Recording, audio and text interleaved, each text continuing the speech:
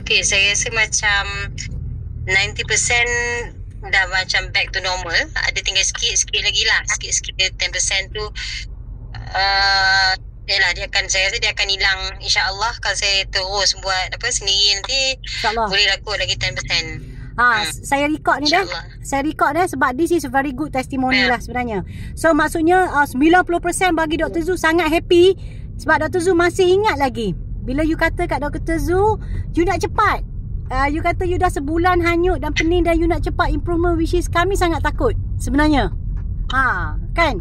Dan sebenarnya Dr. Zu pun tak yakin dengan 10 sesi sebab you dah sebulan tahu hanyut. So which is not a joke lah. Kalau kita nak sembuh dalam masa orang kata a few days. Maksudnya kita punya terapi ni 5 hari lah kan? Ke 6?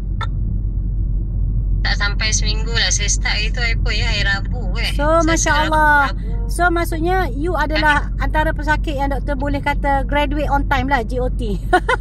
So maksudnya you hilang pening dalam seminggu. Kami punya hashtag sekarang untuk balik, hilang pening dalam seminggu. Less than a week. Alhamdulillah. Less